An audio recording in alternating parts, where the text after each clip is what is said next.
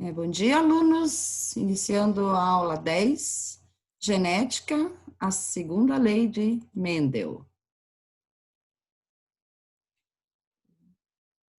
Vou deixar aqui. Então, a segunda lei de Mendel também é chamada de lei do dihibridismo, tá? Porque agora a gente vai analisar duas características no mesmo cruzamento. Então, serão dois pares de genes.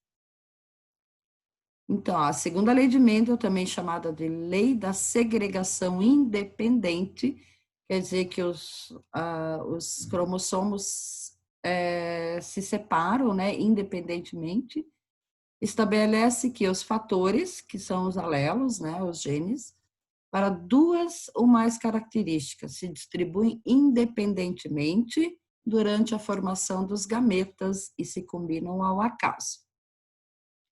Ou seja, Mendel começou a analisar a segregação de dois genes simultaneamente. E o objetivo dele era descobrir se essas características estavam relacionadas, ou seja, uma semente amarela necessariamente precisa ser lisa. Esqueci de pôr um título aqui, mas tudo bem. Então, para responder essa questão, Mendel realizou cruzamentos para analisar a transmissão de características relacionadas à cor e à textura das sementes. Então, a segunda lei conclui que os genes de dois ou mais caracteres, né, ou características, são transmitidos aos gametas de forma independente. Aqui está mostrando, então, como eles se separam independentemente, né? Então, caso essa célula aqui venha a sofrer uma meiose, claro, antes o cromossomo será autoduplicado, né? Para que possam ser geradas 4 novas células. Então, aqui o locus A, né? Para um gene determinado lá, com 2 alelos, e vai dar uma característica. Uma característica 1, outro gene, né, dentro de um outro locus no cromossomo. O gene com 2 alelos também vai determinar a característica 2. Então, quando ocorre a meiose, esse cromossomo da esquerda, desse par maior, ele pode se juntar tanto a este quanto a este. Então, o enunciado da segunda lei de Mendel, durante a formação dos gametas, que ocorre na meiose, uma característica condicionada por um par de fatores, alelos, né, se comporta de forma independente em relação a uma outra característica condicionada por um outro par de fatores, que são os alelos.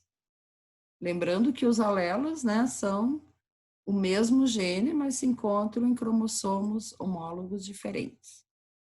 Então, o que ele fez? Ele fez primeiro o cruzamento da geração parental, onde ele cruzou aqui as duas características, né? Primeiro, cor da semente, que pode ter o gene azão ou azão, determinando então a cor amarela. E a cor verde é o recessivo, ou seja, azinho. A textura da semente, agora a gente dá uma outra letra, né? Usa uma outra letra para a segunda característica.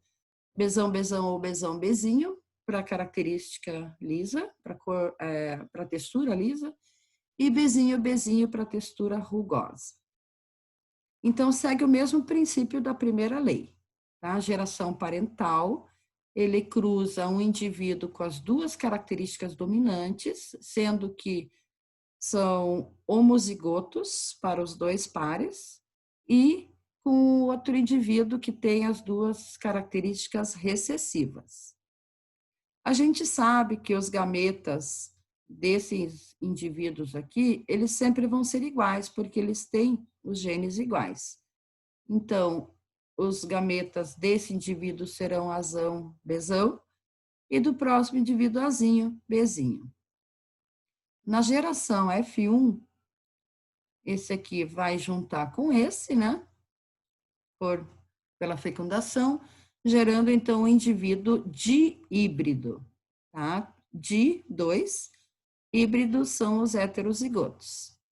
Então, na F1, 100% de indivíduos com semente amarela e textura lisa. Lembrem-se que quando uma característica é dominante, basta ter um alelo dominante que o seu recessivo não vai se manifestar.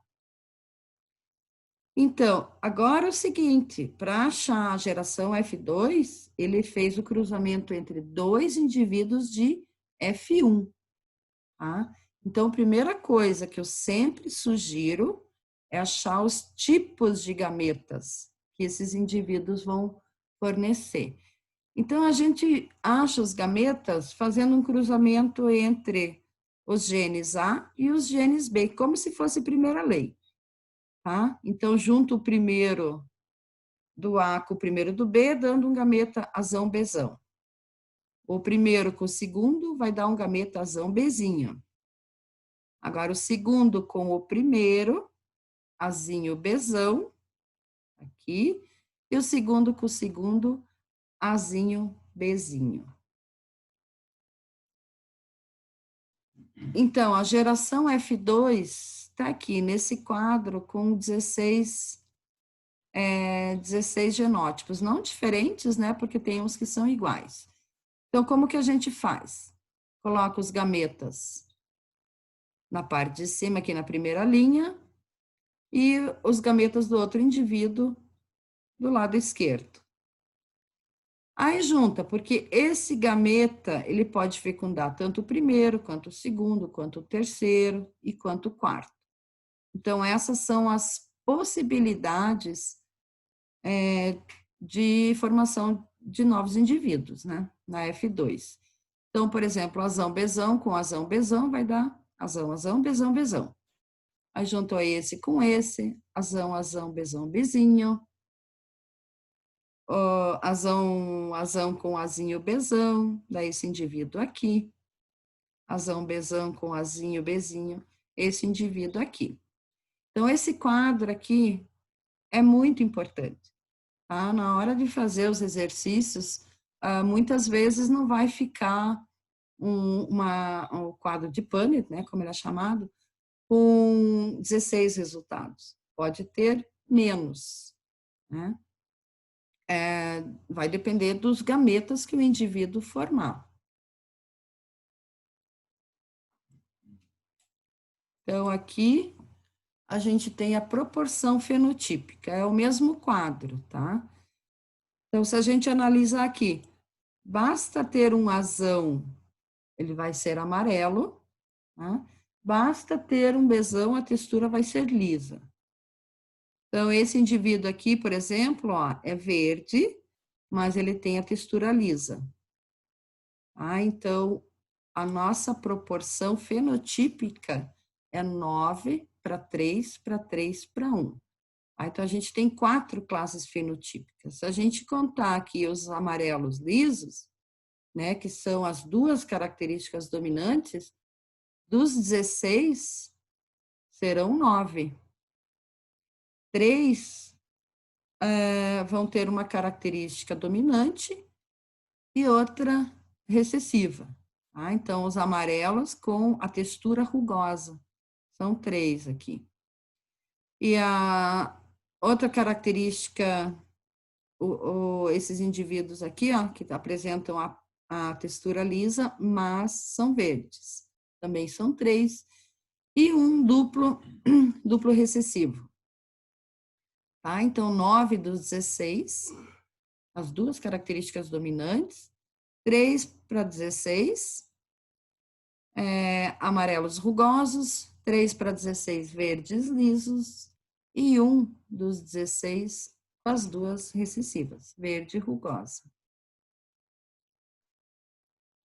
Esse quadro aqui é show de bola, ele é muito bom. Na apostila de vocês não tem, mas ele nos fornece a proporção fenotípica dos indivíduos que têm né, das ervilhas, que tem semente amarela e a textura lisa. 9, o que representa 56,25%. Tá? Então, todos os indivíduos que têm o fenótipo amarelo liso, eles vão ter este genótipo aqui. Tá? Um genótipo daquele quadro será azão, azão, bezão, bezão. 2 serão azão, azão, bezão, bezinho. 2 indivíduos, azão, azinho, bezão, bezão. E 4, azão, azinho, bezão, bezinho.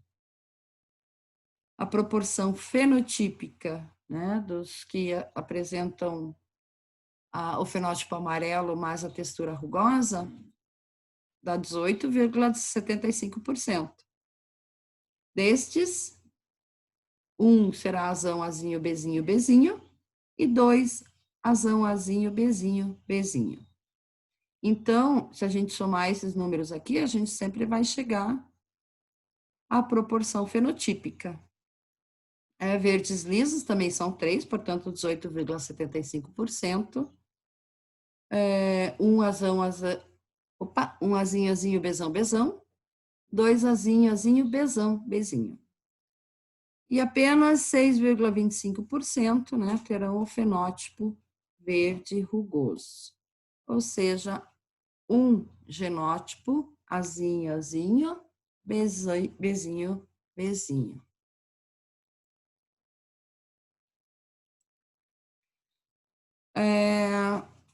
Como genótipo, como a gente não tem só o dihibridismo, também tem o trihibridismo, tetrahibridismo, se a gente analisar o nosso cariótipo, o nosso genótipo total, a gente tem em torno de 30 mil genes, né? Então, isso que faz com que as pessoas são tão diferentes entre si, existe tanta diversidade, né, entre os indivíduos de uma população. Então, para a gente descobrir o número de gametas diferentes produzidos por um indivíduo, a gente usa essa formulazinha aqui, 2 elevado a n, onde n é o número de heterozigotos. Então, eu coloquei um genótipo aqui aleatório, azão, azinho, bezão, bezinho, cezão, cezinho, dezão, dezão, ezinho, ezinho, fzão, fzinho, gzinho, gzinho e hzão, hzinho. Nesse genótipo, a gente tem 1, 2, 3, 4, 5 heterozigotos. Então, 2 elevado a 5, o que corresponde a 32 gametas diferentes. Se a gente fosse fazer um quadro, né, um quadro de Punnett, ficaria um quadro muito grande, né? Então, no vestibular, eles podem até pedir um número de gametas diferentes, mas não os tipos, porque aqui seriam 32 gametas diferentes. Para a gente calcular os tipos de gametas diferentes que são formados, coloquei um exemplo aqui. Aqui a gente tem 3 pares de genes, tá? Vzão, Vzinho, Rzão, Rzinho, Bzão, Bzinho. São todos heterozigotos. Então, como que a gente faz? A gente vai segregar. Tá? Por exemplo, Bzão para cima, Vzinho para baixo. Como o segundo par também é heterozigoto, também fazemos a segregação. Rzão para cima, Rzinho para baixo. Aqui também é Rzão para cima, Rzinho para baixo. E o último, também heterozigoto, temos que separar também. Então, Bzão, Bzinho, Bzão, Bzinho, Bzão, Bzinho e Bzão, Bzinho. Então, seguindo aqui as setas, vocês podem ver que esses oito gametas aqui serão todos diferentes, tá? Não tem nenhum igual. Então, essa é a metodologia mais simples para se descobrir quais tipos de gametas serão formados por um determinado genótipo. Tá? Então, é só seguir as setas, ó, Vzão, Rzão, Bzão, é um, Vzão, Rzão, Bzinho, é outro. Isso aqui é uma combinação, né? Porque na hora que essa célula for se dividir, ela vai enviar um alelo de cada par para uma célula diferente. E aí que entra, né, a segregação independente, não indiferente. Aqui acabou. Então, se vocês seguirem esses passos, tá? Porque o que é importante é o resultado sempre da geração F2, tá? Lembre-se que Mendel, ele fez o cruzamento tanto na primeira lei quanto na segunda, começando com a geração parental, cruzando dois indivíduos puros, né? Ele chamava de puros, mas a gente agora chama de homozigotos. Então, os dois pares de homozigotos dominantes cruzando com um indivíduo que tem dois pares recessivos. Primeira geração sempre vai ter as duas características dominantes. Então, a segunda geração que é importante e que nos fornece a proporção de 9 para 3 para 3 para 1. Então, relembrando, a proporção da primeira lei, tá, que ele analisou apenas uma característica, é 3 para 1, na F2. E na segunda lei, é 9 para 3 para 3 para 1. Então, é isso. Eu vou continuar conversando com vocês sem gravação.